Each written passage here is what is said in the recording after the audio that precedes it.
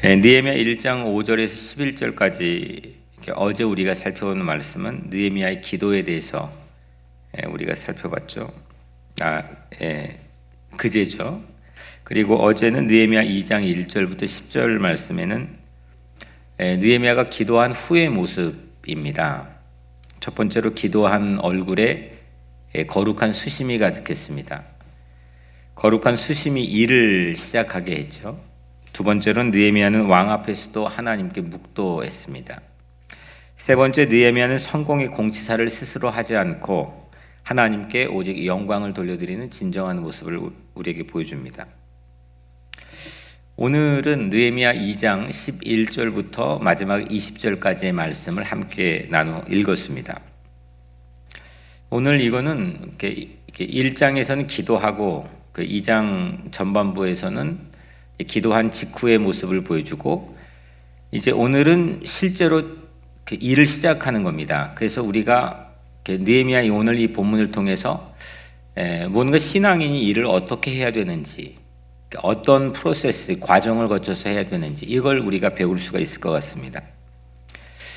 느헤미야가 예루살렘에 도착했죠. 그리고 도착 직후에 오늘 본문에서는 두 가지 일을 실행합니다. 사람이 일을 실행하는 방법이 각자의 성격에 따라 가만히 보면 다 다양하고 다른 것 같아요. 오늘 우리가 신앙적으로 어떻게 일을 하는지를 느헤미야를 통해서 우리가 함께 배우도록 하겠습니다. 두 가지를 이렇게 모습을 크게 보여주는데, 먼저는 무너진 성벽을 시찰을 하죠. 야간에 합니다. 비밀리에 합니다. 비밀 정찰을 하죠. 사람들이 잘 알지 못하게끔 비밀 정찰을 합니다. 두 번째로는 공개 연설을 합니다. 대중들 앞에서 공개적으로 모습을 드러내놓고 연설을 합니다. 비밀리에 하는 것과 공개적으로 하는 게 오늘 본문에는 나누어져 있습니다. 비밀리에 하는 건 11절부터 16절까지의 말씀이고, 또 공개적으로 하는 건 17절부터 마지막 20절까지입니다. 오늘 이 말씀을 세 가지의 대지를 통해서 우리가 함께 나눠보려고 합니다. 어떻게 우리는 일을 해야 되냐? 첫 번째, 신앙은 신비입니다. 이 미스테리, 신비가 없으면 신앙인으로서의 어떤 능력이나 가치, 지혜가 잘 보여지지가 않습니다. 신비해야 됩니다.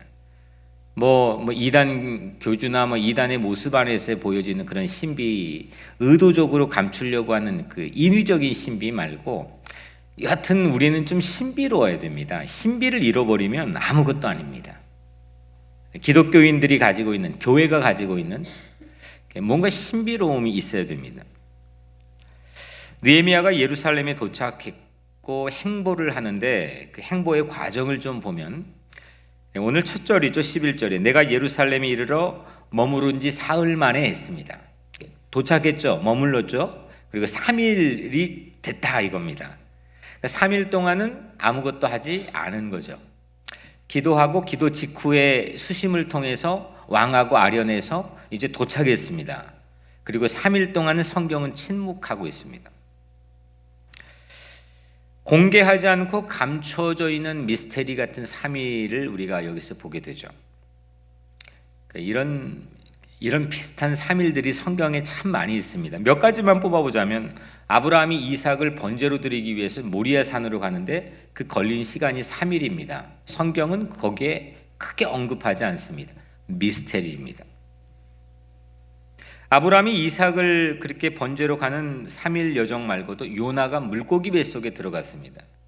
기도문이 나오긴 하지만은 그 물고기 뱃속의 3일에서도 성경은 그렇게 크게 언급하진 않지만, 우리는 요나 하면 물고기 뱃속을 생각합니다. 미스테리입니다. 신비입니다. 예수님이 무덤에서 보낸 시간 누구나 다 알고 있습니다. 예수님 죽으셔서 매장되었고 무덤에 3일 보냈습니다. 성경은 그 무덤 안에서 일어난 일에 대해서는 함구하고 있습니다. 신비입니다. 미스테리입니다. 오늘 느헤미야도 이 대 프로젝트를 위해서 황제 허가증을 가지고 예루살렘에 도착한 것 치고는 보인 행보가 다소 미스테리합니다. 신비롭습니다. 우리에게는 이 3일의 미스테리가 우리 삶에서는 잃어버리지 않아야 됩니다. 저 사람이 능력이 있구나. 저 사람이 똑똑하구나. 저 사람이 참 지혜롭네. 저 사람 체력이 좋아. 이거는 세상 사람 다 들을 수 있는 겁니다. 하지만 우리에게는 저 사람에게는 영역이 있구나. 기도의 힘이 있구나. 저 사람에게는 말씀의 능력이 있구나. 신비롭다. 미스테리하다. 어떻게 된 거지? 이런 게 우리 신앙인에게는 초대교회부터 지금까지 성경 안에서 수없이 많은 사람들을 통해서 조명되어지는 빛을 받고 있습니다. 그래서 오늘 우리 여러분들이 하는 일에는 그렇게 기도하고 그렇게 하나님 앞 간구하십시오. 하나님, 우리 가정에는, 내 인생에는, 우리 교회는 하나님이 주시는 신비의 3일이 있게 해주십시오. 이 신비로운 3일을 통해서 우리가 힘을 충전하고 하나님에게 능력을 받고 세상의 지혜가 아니라 하나님이 주신 지혜와 공급된 힘을 가지고 살게 해주세요. 이런 여러분들의 삶에 은혜가 있게 되기를 주의 이름으로 축복합니다. 오늘 느헤미야는 무슨 일을 결정할 때 그냥 정광석화처럼 그냥 그렇게 움직이지 않았습니다. 하나님의 음성에 귀 기울이는 시간을 가졌죠. 우리도 3일이 필요합니다. 오늘 12절 말씀에 내 하나님께서 예루살렘을 위해 무엇을 할 것인지 내 마음에 주신 것을 내가 아무에게도 말하지 아니하고 했습니다. 하나님께서 예루살렘에 무엇을 위해 할 것인지 하나님의 작전이죠. 그 작전이 느헤미야 마음에 있었다는 겁니다. 하나님이 그거 주셨다는 거죠. 그런데 느헤미야가 아직 아무에게도 말하지 않았다는 겁니다. 그런 기간이 필요한 거죠. 하나님 나에게 계시해 주셨는데 그냥 곧장 가서 나에겐 이거 주셨고 저거 주셨다고 말하는 게 아니라 나에게 숙성시키고 나에게 묵상하고 검증하고 하나님에게 다시 되묻고 그 힘을 비축하는 그 시간이 필요하다는 겁니다. 겸손해야 된다는 거죠. 하나님의 손길을 나타내야지 하나님께서 나에게 주셨다, 나를 통해 하셨다, 자꾸 나를 강조하게 되면은 우리는 하나님의 영광을 가리게 되는 거죠. 신비가 없어지는 겁니다. 그냥 내가 하는 건데 누가 신비롭게 보겠습니까? 하나님이 하실 때 우리에게는 신비의 힘이 있는 거죠. 말하지 않았습니다. 또 12절 하반절에 보면 밤에 일어나 몇몇 사람과 함께 나갈새. 밤에 성벽에 사찰을 나갔습니다. 대개 이 정도 황제 허가증을 가지고 나타나면 돌아온 즉시 퍼레이드가 펼쳐져야 됩니다. 그 사람들에게 중요한 프로젝트에 대해서 공개적으로 말할 수 있는 기회를 얻습니다. 의시될 수 있습니다. 기회를 얻을 수 있습니다. 그런데 그렇게 하지 않았습니다. 겸손하게 무너진 성벽을 야간에 밤에 사찰했습니다. 짐승이 오늘 본문에 오면 짐승이 지나가기 어려운 분문, 이거 분문은 똥문인데 거기에 이제 도성의 모든 그 주로 도자기 쓰레기들이 집중되어 있던 곳입니다. 거기 지나갈 땐 짐승도 못 지나갈 정도로 폐허가 되어 있습니다. 근데 밤에 나가면 위험한 겁니다. 그런데 그렇게 높은 총독의 이 자격을 가지고 온 느헤미야가 밤에 나갔습니다. 사찰을 다 할 때까지 그리고 모두 몰랐습니다. 미스테리였습니다. 오늘 마또 16절에 방백들은 내가 어디 갔었으며 무엇을 하였는지 알지 못하였고 계속 알지 못하였고 나옵니다. 나도 그 일을 유다 사람들에게나 제사장들에게나 귀족들에게나 방백들에게나 그 외에 일하는 자들에게 알리지 않고 알지 못했고 비밀이 성공한 거죠. 미스테리가 성공한 겁니다. 유독 철저한 비밀 사찰림을 강조하고 있죠. 하나님의 일은 이런 신비가 있습니다. 여기에 나온 사람들은 모두 다 관료들입니다. 방백들이라는 것은 지도자들이라는 뜻인데, 근데 이 네 가지 종류의 일하는 사람, 제사장, 귀족들, 방백들, 이 네 가지 종류의 사람들은 전부 다 관료들입니다. 그동안 무너진 성벽을 보고도 손 하나 까딱하지 않았던 책임을 방기했던 관리들입니다. 헌신이 없었습니다. 꼭 헌신 없는 사람들이 말이 많습니다. 꼭 자기 하나 손 하나 까딱하지 않는 사람들이 말이 많습니다. 정말 말인 사람은 오늘 말씀처럼 침묵합니다. 신비롭습니다. 힘을 보탭니다. 우리 모두가 어차피 주어진 하나님의 이 인생의 기회를 한 번 사는데 일이 되게 하는 사람이 되어야 됩니다. 오늘 이 네 가지 종류처럼 손 하나 까딱하지 않고 있다가 말을 못하는 사람이 되면 그 허무는 사람이 되는 겁니다. 우리 교회는 참 고마운 점이 많이 있습니다. 10년 사역하면서 안 되는 걸 되게 하는 성도들이 참 많습니다. 그리고 누가 봐도 따뜻하게 한 마음으로 일이 되게 하는 그런 축복된 모습들이 참 보여질 때가 많습니다. 그래서 고마운 사람들입니다. 근데 오늘 이 네 가지 종류의 사람들은 복지부동이라고 하죠. 우리나라 사자 복지부동, 움직여지지 않는 사람입니다. 다 알면서 움직일 마음이 없던 사람들입니다. 어디 가나 보면 두 가지 종류는 꼭 있습니다. 움직이지 않는 사람, 움직이는 사람이 있습니다. 그거를 제가 그 베리 베토라고 하는 이 원칙인데, 전체 모든 어떤 국가든 어떤 공동체건 조직이건 간에 15대 15가 있습니다. 15는 무슨 일을 하든지 그냥 반대만 하는 사람입니다. 15는 무조건 이 일이 되게 하는 사람입니다. 그 70은 그거에 따라 움직이는 사람입니다. 예수님이 십자가 처형을 당하는데도 15, 15와 70의 비율은 그대로 적용이 됩니다. 어디서든 마찬가지입니다. 그건 그렇다 치고 우리는 그러면 어디에 서야 되냐? 하나님의 일이 되게 하는데 저도 서고 싶습니다. 제가 아무리 하고 싶어도 하나님의 일이 안 되게 하는데 서는 거는 저는 정말 원치 않습니다. 제 인생 한 번뿐인 인생인데 하나님의 일이 되게 하는데 서야지 안 되게 하는데 서고 싶지 않습니다. 제가 정말 이거 좋아하고 아무리 하고 싶을지라도 이게 축복된 인생이라고 생각합니다. 오늘 느헤미야가 그랬습니다. 느헤미야는 굳이 그들에게 이 네 가지 종류의 관리들에게 에너지를 낭비하지 않습니다. 밤에 다녔습니다. 그들이 알지 못했습니다. 느헤미야는 3일 동안 움직이지 않았고 주신 계시를 쉽게 말하지도 않았으며 밤에 움직였고 모든 관료들도 모를 정도로 다녔습니다. 그리고 때가 찰 때까지는 느헤미야가 과도할 정도로 신중했습니다. 물론 일을 시작하면 이건 느헤미야의 트레이드마크는 정광석화입니다. 이 52일 만에 끝냈습니다. 우리에게도 이 신비의 시간이 필요합니다. 기다리고 침묵하고 겸손하고 뭔가 미스테리한 면이 우리 신앙에 있어야 됩니다. 모두 침묵한다고 미스테리하지는 않습니다. 그건 세상적인 미스테리일 수 있습니다. 우리는 말해야 되고 증거해야 되는데 내가 내 속 얘기 안 한다고 그걸 미스테리하다고 하지 않습니다. 여기 미스테리는 신앙의 힘입니다. 신앙의 신비입니다. 하나님이 나에 함께하고 있다고 하는 증거들입니다. 사순절이 주는 은총, 사순절이 뭐냐, 렌트, 이 기간이 뭐냐, 이거는 신비, 미스테리입니다.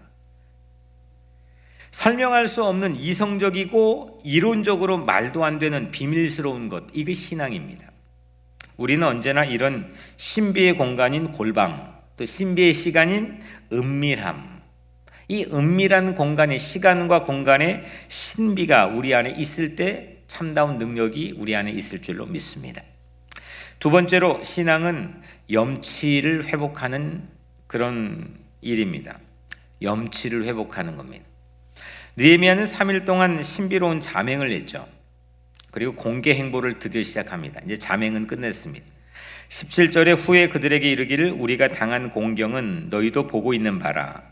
예루살렘이 황폐하고 성문이 불탔으니 자 예루살렘의 성을 건축하여 다시 수치를 당하지 말자 하고, 다시 수치를 당하지 말자 이렇게 말하죠. 신앙은 수치에 대해서 예민하고 민감해야 됩니다.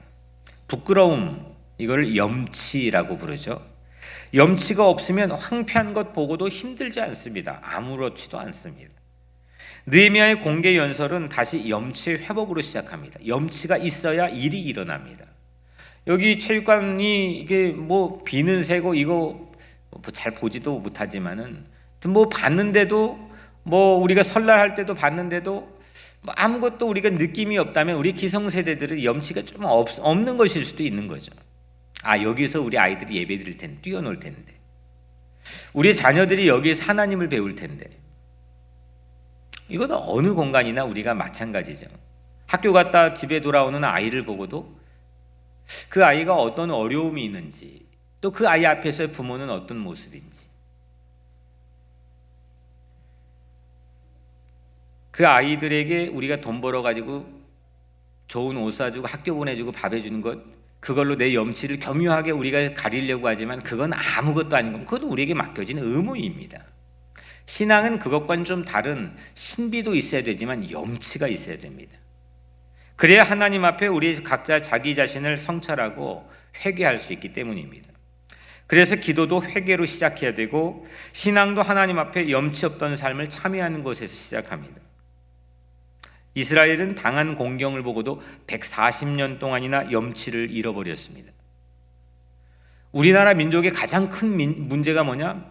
허리 잘린 비무장지대가 70년 동안 방치되어 있는데도 한국 교회는 점점 더 각자의 교회를 키우는 데만 혈안이 되어 있고 염치를 잃어버렸습니다. 이웃이 고통당하는 모습을 보고도 이 신종 코로나 19 이게 심판이건 징조건 우리가 그걸 모릅니까? 아파하는 자, 슬퍼하는 자와 함께 울어주는 목사들, 교회들이 있어야 되는데 이걸 가지고 심판이다. 그러면 실제 당하는 사람은 뭐가 됩니까? 만약에 내 자녀가 당한다면 어떻게 하겠습니까? 만약에 내가 당한다면 어떻게 하겠습니까? 성숙해야죠. 염치가 있어야죠. 혹시 하나님에게 나중에 물어봤는데, 야, 너희 교회가 잘못해서 내가 이렇게 심판한 거야 하면 그거 어떻게 하겠습니까?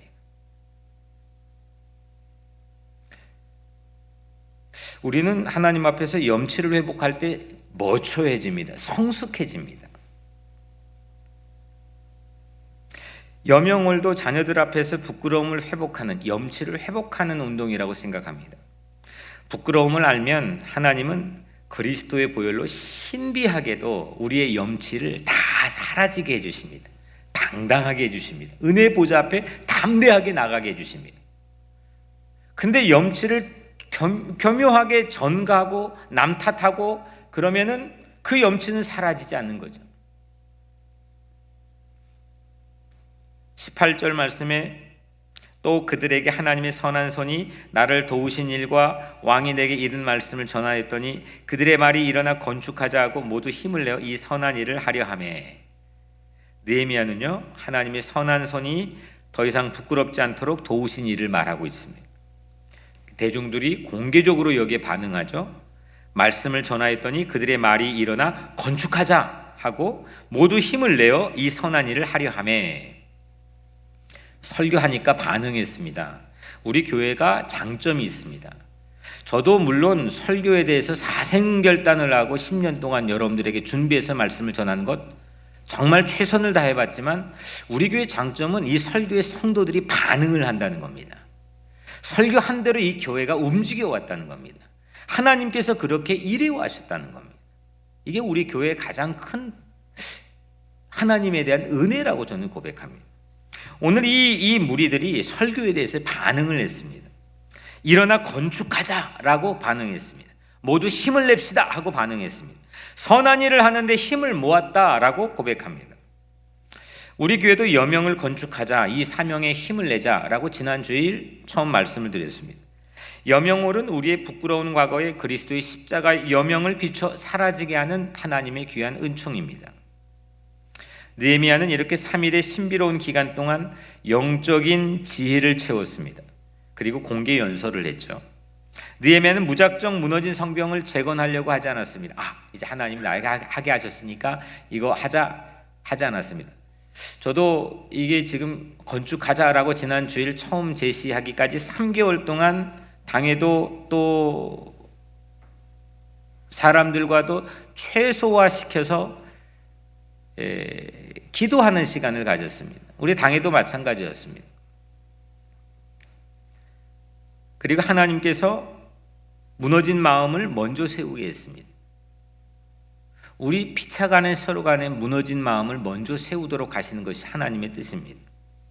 염치를 회복하고 염치를 극복하기 위해 성벽을 건축하자.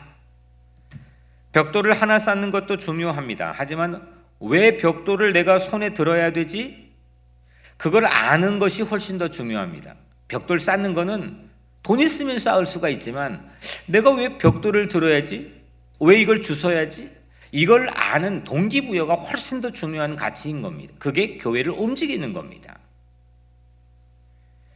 세 번째로 마지막입니다. 신앙은 형통의 길을 걷는 겁니다. 불통의 길을 걷는 사람이 되지 마세요. 형통의 길을 걸으세요.